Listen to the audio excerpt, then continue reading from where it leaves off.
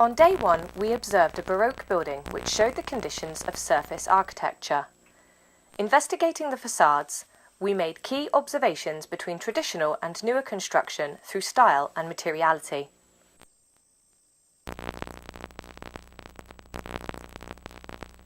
Working with parametrics, we identified the condition of transition between various factors including degree of intimacy, disconnection through materiality, and transition via spaces and thresholds. The theme of transition continued to be a key point throughout the trip and these models. Moving on from transitional spaces, we considered what connects them. The next task took us along a predefined section line, travelling from the Parco del Valentino and the Castello del Valentino School of Architecture to the opposite side of town to Turin Polytechnic. We made observations regarding expansion of space from the Castello del Valentino and the surrounding park, the central interior piazza of the station and the open spaces within the Polytechnic.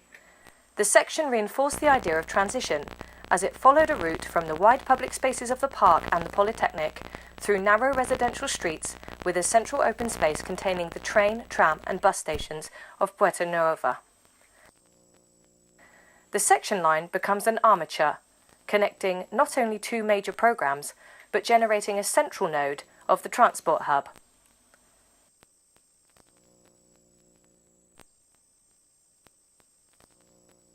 From this connection, further nodes have plugged into the main armature and are making that central route stronger as a result, becoming the veins that feed into the heart of Turin, generating commerce and community through programme.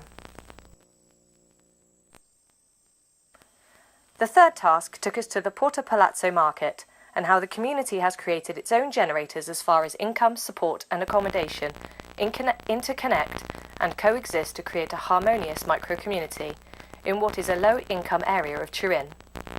The site comprised of three distinct programmes: the pop-up community-led fruit and veg market and adjoining clothing market, which bustled with culture and local commerce; the indoor mall, which attempted to leech off the success of the pop-up, but failed, as poor market research into the needs and wants of the community turned a new building into a shell, built over the remnants of an 18th century hypogeum icebox.